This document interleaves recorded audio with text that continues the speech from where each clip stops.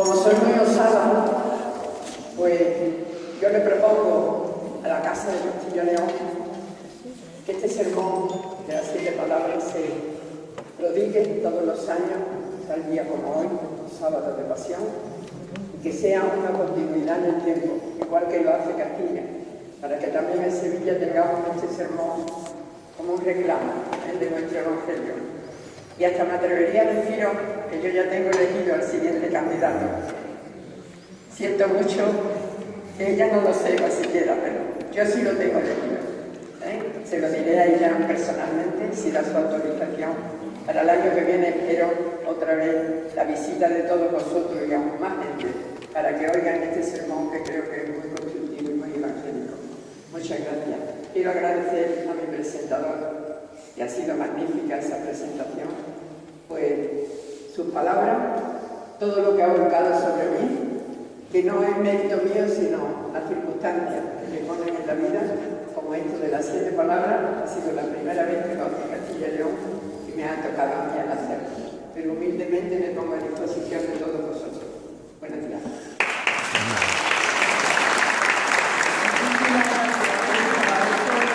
Y yo acepto de pleno, en nombre de la casa, que esto ya quede bajo continuidad. Este día me parece que es una introducción muy buena para que hagamos una Semana Santa de verdad y nos ayude a reflexionar mucho nuestras actitudes y mejorar como personas y que así nos puedan también llevar al cielo los días. Subid arriba, por favor, subid arriba y date para acá. Subid arriba. Subid arriba.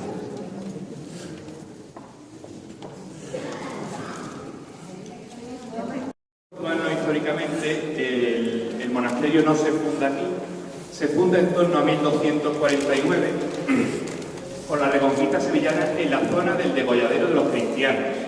Esta zona es lo que ocupa actualmente el convento de Capuchinos. De hecho, el convento de Capuchinos era el monasterio fundacional de la Orden de San Agustín de San Leandro, que estaba en aquella zona. Y las monjas lo venden en el año 1627. Ese es el primer emplazamiento que tiene la casa. Después, por problemas de habituallamiento y porque se encontraba en el extramuro de la ciudad, las monjas piden el traslado al interior de las murallas. ¿Vale? Entonces les dan unas casas en la calle de Melgarejo, actual población de San Marcos, y se ubican en esa casa durante 60 años, hasta que en el año 1369 Pedro I les regala estas casas que ocupa actualmente. Desde el año 1369 las monjas están aquí, se tarda 8 años en convertir esta casa, que era de la familia Ufre Tenorio, que cae en desgracia delante de Pedro I y le son las casas confiscadas, tarda 8 años en convertirse después en monasterio. A partir de 1369 las monjas van añadiéndole casas a lo que es la casa fundacional y tenemos la manzana que ocupa hoy el monasterio, que son unos 5.200 metros cuadrados, que linda con la casa de Pinto. En principio, de la iglesia original solo tenemos los muros de tapial. La iglesia se reforma completamente en el año 1588. En el 1588 se derriba lo que es la iglesia respetando 1 metro de muro de tapial. Por eso la iglesia la tenemos un poco desconfigurada. Si se fijan, la alfombra no es que esté torcida, sino que tenemos la nave principal y luego el añadido del testero de la cúpula. Y está añadido posteriormente, por eso la iglesia está en arte, está en el horno, esquinada. Esta iglesia se realiza, la iglesia que teníamos anteriormente, pues sería muy parecida a la iglesia del convento de San Clemente, techo bajo, artesonado mudéjar, y en el año 1588 se decide cambiar conforme a la moda renacentista. Entonces elevamos la iglesia en altura y se modifica todo lo que es la retablística de la iglesia. Estando la iglesia en construcción, como ya se sabía las medidas que iba a tener el presbiterio, se le encarga a Jerónimo Hernández un primer retablo. Un retablo que se realiza justamente llegaría originalmente hasta las ventanas. Esto lo sabemos porque cuando este nuevo retablo se construye posteriormente, si nosotros subiéramos por el retablo, tenemos toda la decoración pictórica por detrás del mismo, y se le encarga a Jerónimo Hernández. Jerónimo Hernández realiza este retablo, pero en el año 1745 entra una religiosa, viuda, marquesa, que se llama doña Teresa de Anguiano y Cárdenas. Y esta señora decide dejar su legado. Estoy explicando un poquito anacrónicamente, bueno, fuera de crónica esto, únicamente porque las tablas son los elementos más antiguos que tiene la iglesia, que forman parte de esa reforma de 1588. El resto es modificación posterior. Entonces, doña Teresa de Anguiano decide la construcción de este nuevo retablo, que se encarga a Pedro Duque Cornejo, y las monjas, cuando ven que este retablo se estaba desmantelando, se vendió a los carmelitas de Málaga, deciden, o le piden, en este caso a doña Teresa, que las tablas se queden en el retablo. Y es por eso que tenemos unas 6 tablas, que solo se ha restaurado una por ahora, dentro de un retablo barroco. 6 tablas renacentistas que no tienen nada que ver con el retablo barroco que se encarga a Pedro Duque Cornejo. Lo que es el retablo actualmente ha cambiado mucho a lo largo de los siglos. De hecho, la última documentación que encontró en el archivo nos da otra descripción distinta de la iconografía del retablo. El retablo originalmente, el San Leandro ocupaba el primer cuerpo donde está el corazón de Jesús, y en la zona que está el San Leandro había un manifestador de plata, que las monjas lo tienen que vender por necesidad en el año 1800. Posteriormente, cuando esto se hace, se modifica, se vende el manifestador de plata y se pone una pintura de la Inmaculada de Domingo Martínez. Y en el siglo XIX, a finales del XIX, hay una monja que tiene una visión del corazón de Jesús. Y es por ello que esta es la primera iglesia de Sevilla que se dedica un retablo principal de iglesia al corazón de Jesús. La bula fundacional del corazón de Jesús de este monasterio es del año 1769, ¿vale? Que hacía 2 años que se había proclamado. Entonces se pone un primer corazón de Jesús en el primer cuerpo, San Leandro sube al segundo y se retira el lienzo de la Inmaculada. Ha ido cambiando bastante. Este es el tercer corazón de Jesús que hay en el monasterio. El primero que hubo era una reforma de un nazareno que se hace corazón de Jesús, era una talla antigua, las monjas lo conservan en la sala de recreo. Después lo que gusta ese corazón de Jesús, se pone uno de olor, y finalmente, como el de olor era de bastante poco mérito, se regala este corazón de Jesús por parte de las religiosas de Bami y se coloca en el retablo. Tampoco pega, pero bueno, es algo mejor la pieza que tenemos ahora que la que había. Es del padre Salmón, un jesuita, que lo realizó en el año 1900. El retablo, como pueden ver, tenemos las 3 imágenes principales: San Leandro, Santa Bárbara y Santa Teresa, en alusión a doña Teresa de Anguiano y Cárdenas, la donante. Por eso está aquí, es una santa carmelitana que no tendría que estar. Todos los santos que tenemos en los retablos son todos agustinos, salvo esta. Y el resto, lo que es el ático, San Agustín Impositum, es una obra de Fernando del Castillo, que es un discípulo de Duque. Esto un poco por salirnos del retablo. El retablo más antiguo después de la Reforma, a partir de 1588, el primer retablo que se encarga es el de Martínez Montañés. Este retablo de San Juan Bautista, la contemplación de San Juan Bautista en el desierto, es realizado por Martínez Montañés en el año 1623. Se termina en 1624. No se tenía claro que fuera toda la pieza de Martínez Montañés, pero cuando se mandó a restaurar para la exposición que hubo en el Bellas Artes en el año 2018, detrás de la cabeza que observáis del Bautista cortada, al retirar el dintel apareció la firma del maestro. Entonces pone Jesús, María y José, hízose por Martínez Montañés en el año 1622, empezó la obra, en 1623 se acaba lo que es la escultura y en el 1624 se termina la policromía que la hizo Baltasar Quintero. Se representa a San Juan Bautista, arriba la decoración del mismo y encima el bautismo de Cristo. La Virgen, como particularidad, como está la Virgen del primer cuerpo con San José, como representa el encuentro con Santa Isabel, se encuentra encinta. Por eso, si ven un poco prominente el vientre, es porque la Virgen se encuentra encinta, ya que se está haciendo alusión a la escena del encuentro de antes de que naciera el Bautista. Este retablo lo diseña Juan de Oviedo, lo esculpe Martínez Montañés Y ya la iglesia en ese momento tenía otros retablos construidos. Se habían hecho unos retablos al mismo tiempo, pero todavía no se había terminado. Había un primitivo retablo de Blas Hernández Bello de San Agustín, había otro retablo de Juan de Uceda dedicado a la Inmaculada y a San Juan Evangelista, pero cuando Montañés termina este retablo y Juan de Oviedo, que se encargan de la decoración final de la iglesia, les parece poco los retablos que se acaban de hacer. Entonces tenemos un retablo que se había terminado en 1598, que era el de San Agustín, y teníamos otro retablo que se había terminado en 1618, que era el de San Juan, pero Juan Martínez Montañés decide que esos retablos se vendiesen y construir nuevos retablos. Se vende el primitivo retablo de Juan de Uceda a la iglesia de los Descalzos, que estaba justamente aquí al lado, que solo nos queda el campanario donde está actualmente Cristo de Burgos, y empieza la construcción, diseñado también por Juan de Oviedo, del siguiente retablo en el año 1633. 10 años de diferencia entre uno y otro. Juan Martínez Montañés comienza la escultura principal dedicada al evangelista, pero entra en esa fase que se llama la etapa de madurez, o un poco lo que Juan Martínez Montañés parece que sufrió una depresión. Entonces deja el retablo sin terminar y se subcontratan las piezas laterales, 3 de ellas, a Ocampo. Santiago el Menor, Santiago el Mayor y María Cleofás, que ocupan el primer cuerpo, se encargan a Ocampo, y el taller de Montañés termina la Inmaculada de arriba, ¿vale?, que es una Inmaculada franciscana portando al Niño Jesús, y se termina por el parte del taller. Pero sí está documentada que la pieza central es obra principal del San Juan Evangelista.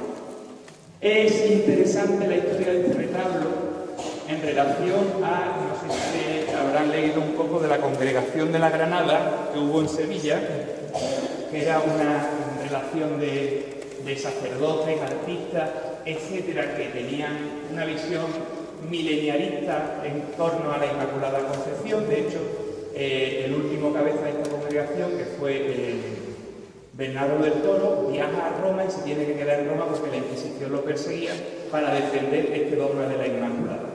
Bernardo del Toro dirigía espiritualmente a bastantes religiosas de este monasterio, junto a Vázquez de Leca. Y cuando estaba en Roma, antes de ir a defender el dogma, pasó por el monasterio de las Descalzas de Madrid. Y ahí la archiduquesa de Austria, doña Margarita, le dio un lignum crucis para que defendiera la causa. Él va a Roma y se ponen las bases un poco del futuro dogma de la Inmaculada Concepción, las primeras prerrogativas que salieron en 1615. Y se coloca ese lignum crucis, él no puede volver desde Roma y lo manda en 1633 a la iglesia de San Leandro, con la condición de que el lignum crucis no saliera de la iglesia, y si salía, que se pasara al monasterio de las Carmelitas de San José. El caso es que Martínez Montañés, que formaba parte de la Congregación de la Granada, levanta el retablo. Juan de Oviedo, Vasco de Perea, que hará también la tabla de allí, estaban todos relacionados con el monasterio, y el lignum crucis se envía y se coloca en ese mismo retablo. De hecho, no es cuestión baladí que sea la Inmaculada Concepción, una de las primeras tallas de la Inmaculada que hay en Sevilla, esté también en este retablo. El caso es que las monjas después sacan, por eso ahora si después os acercáis veréis que en el lateral pone el lignum crucis, que era donde se guardaba esto. Después, en el siglo XVIII, el lignum crucis adquiere fama de milagroso porque crece y sigue creciendo, y las monjas lo pasan a un cristal de roca. Tienen las monjas una celebración cada 30 años que consiste en cortar este lignum crucis, lo que son los palos de dentro del lignum crucis, que está inserto en cera, crecen, y cada 30 años las monjas hacen el día de la Santa Cruz, cortan los trozos. Está documentado en el archivo que cada 30 años se hace esta celebración. De hecho, llevo 20 años en el monasterio y os puedo asegurar que el lignum crucis está más grande de cuando lo vi por primera vez, ¿no? El caso es que lo tienen ellas ahí en el coro, que después si eso os lo saco para que lo vean ustedes, porque es una pieza que me parece que es digna de contar, y todas las curiosidades que tiene en torno a la mano.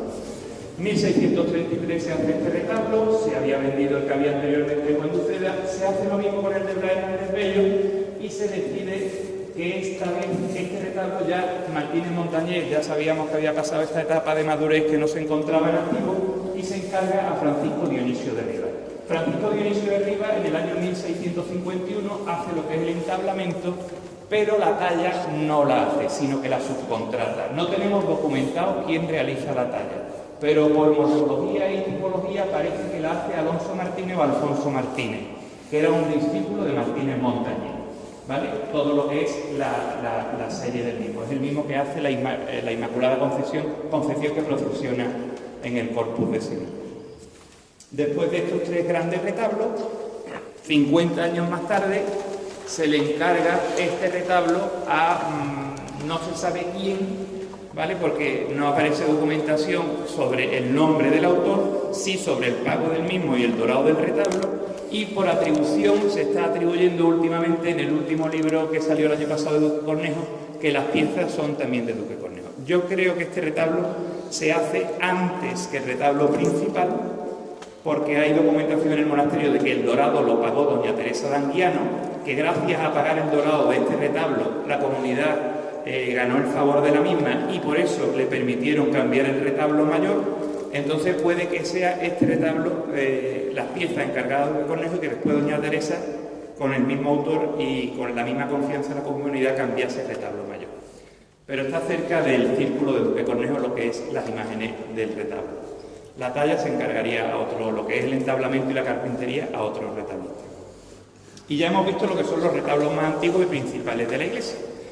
Luego hay diferentes añadidos y diferentes momentos donde la iglesia se modifica.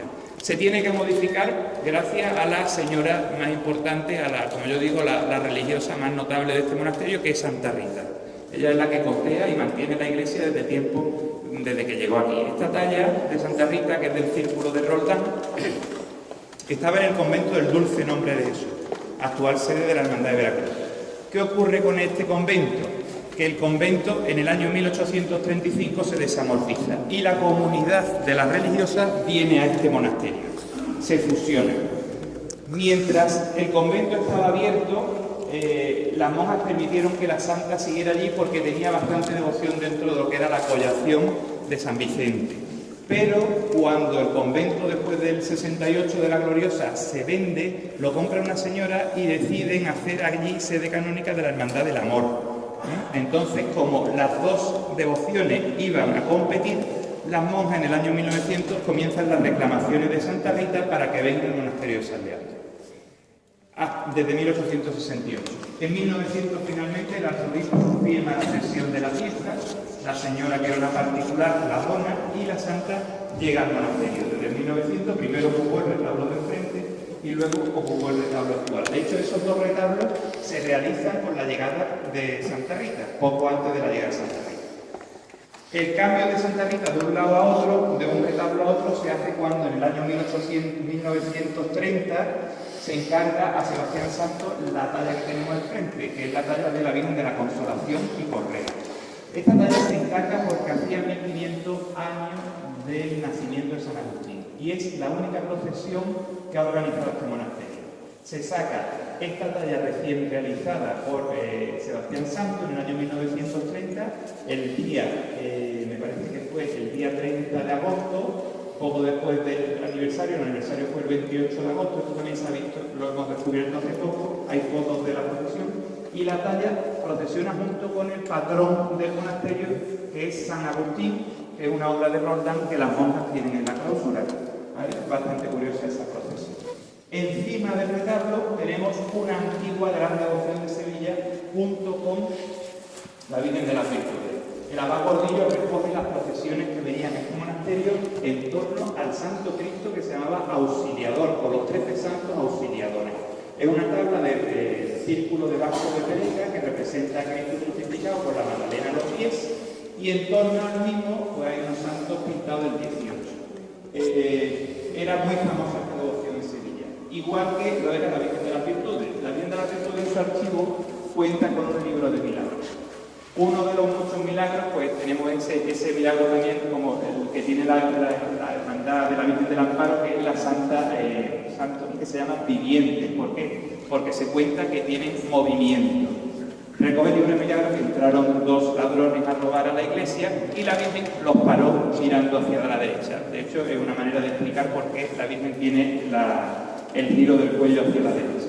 Al día siguiente vinieron y apresaron a los ladrones, es lo que cuenta el libro de Milagros. Y así muchísimas más historias. Otra de las más curiosas es que apareció las preseas de plata que tenía la Virgen en la cabeza y el niño, era plata mexicana, y se trajeron en el año 1715, recoge el libro, porque hubo un náufrago de un barco que cuando naufragó en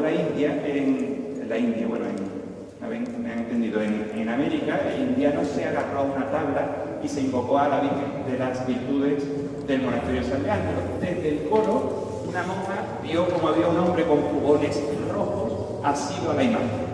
Al día siguiente mandó al sacristán que revisase toda la iglesia, no había nadie, y a los 2 meses apareció el indiano contando la historia y dándole las gracias. La monja le preguntó que cómo iba vestido y le contó lo de los jubones rojos, coincidiendo con la visión que había tenido la religiosa.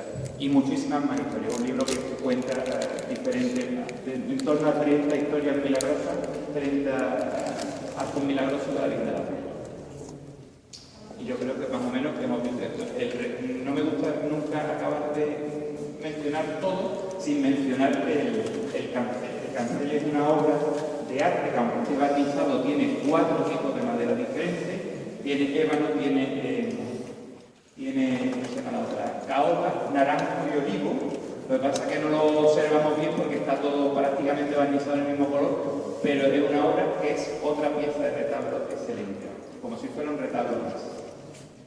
Hoy podemos ver de manera extraordinaria la dolorosa del monasterio, que es una dolorosa que tiene las monjas antes de entrar en el pueblo, que es la Virgen de los Dolores, que es una obra de Cristóbal Ramos, y se puso allí en veneración para que viniera, para que se pudiera visitar también, un poco uniéndonos a esa exposición de Cristóbal Ramos que hay ahora mismo en la sede de Cajasol.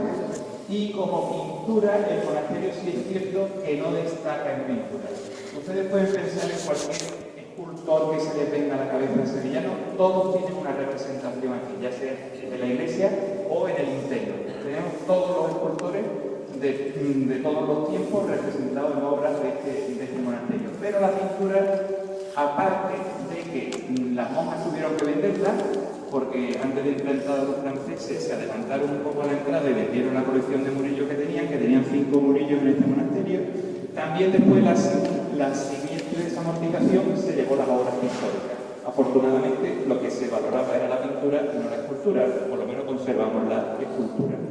Pero no se llevaron unas tablas que tenemos aquí, ahora después se acercan y las ve, que representan a la Santa Justa Rufina y a la Virgen de las Misericordias. Son unas tablas de 1550 y no se las llevaron porque estaban en el claustro principal a una altura de 9 metros. Entonces no hubo andamiaje para bajarlas.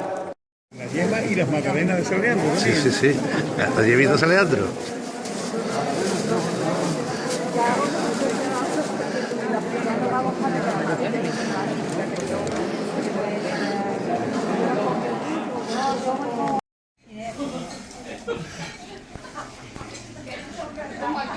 Calladito, cabo, cabo.